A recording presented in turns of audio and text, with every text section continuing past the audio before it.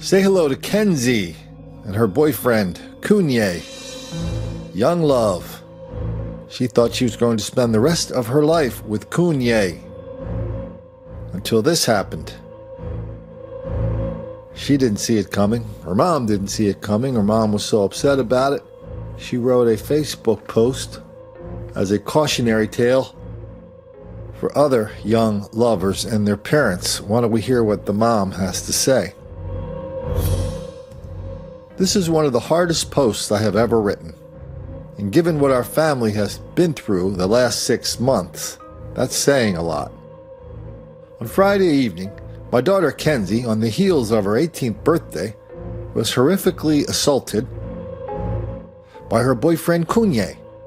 She had went to his house after school, as was their usual routine. She was met with anger and agitation that seemingly came from nowhere. He insisted she leave, and when she did, he called her and told her that if she wasn't back in 5 minutes, he would kill himself. She immediately rushed to the home, concerned for his safety, and after being repeatedly accused of cheating on him, she tried to leave. But after leaving, she simply wanted to let his younger brother know to keep an eye on him because Kunyae continued to threaten his own life. With her back to him, Kunyae jumped in front of her and began to unleash a physical assault so violent and vicious, I am thankful she survived. Sitting in the ER hearing the details of this attack from Kenzie was by far the most horrific thing I have ever encountered as a parent. By far. She sustained numerous bumps and bruises, along with a fractured left orbital and a TBI, traumatic brain injury, from the repeated punches, kicks, and bites to her head, neck, and shoulders. Her hands were also covered in bruises from trying to protect herself. We have been going to doctor appointments almost daily and are hopeful that all these injuries will heal in time and we will continue to work through the emotional scars.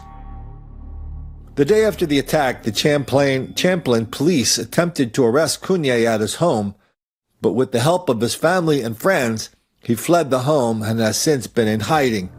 The police continue to look for Kunyae and keep an eye on our home. Deciding to post this experience did not come lightly. If you know me, you know I'm intensely private, and the trait has been inherited by my children as well. However, after talking with Kenzie at length, we decided we would not hide from this. This was done to her, not because of her. And although she is a victim of domestic violence, she will not be victimized by silence. Domestic violence is a cycle, and one that Kunyae has been a witness to his entire life. However, the cycle will not be repeated with our family. There are no words to feel the devastation that Kenzie feels. She loved this boy with all her heart, and she had hoped to spend the rest of her life with him. She will instead spend the next handful of years learning to love and trust again.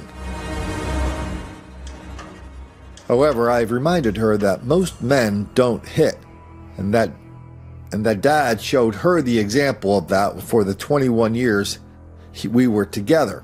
As for Kunyae, he's facing 2 felony charges for the assault and for fleeing the police. We are hopeful he will be spending many more years in jail, finally being held accountable for his anger issues and actions. All we are asking for you is continued thoughts and support. Our unit is rare in its strength. When one of us is down, the rest of us pull tighter to shower them with support.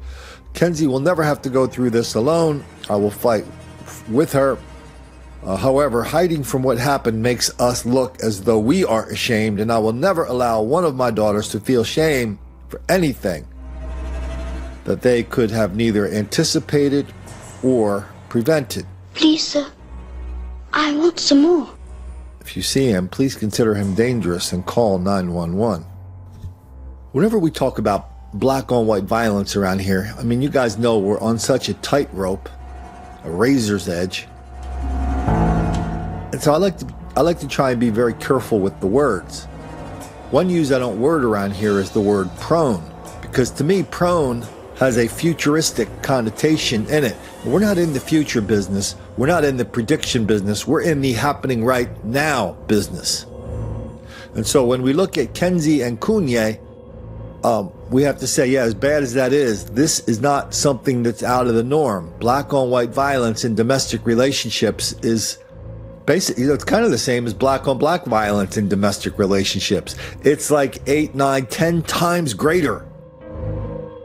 That's 800, 900, 1,000% greater.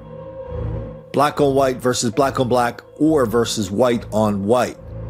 The level of black on white domestic violence is enormous compared to white on white domestic violence. And let's not forget what Melissa Harris Perry says about black women not reporting black rape and black domestic violence because black women know that their men are already victims of this enormous level of white racism, and turning your boyfriend or husband or whomever, if you're a witness, your neighbor, turning them in to the big bad cops for beating and raping women, well, that's just not something black people do, because that would be kind of like, well, that would be a bad thing to do. You'd be betraying your race. And let's not forget what the Huffington Post said just a couple weeks ago. Quote, black people are trained to protect the race at all costs. Unquote. That's why they don't report. That's why black women don't report rape and domestic abuse just like this. So maybe it was a surprise when that little white chick showed up in the emergency room with some cops in tow.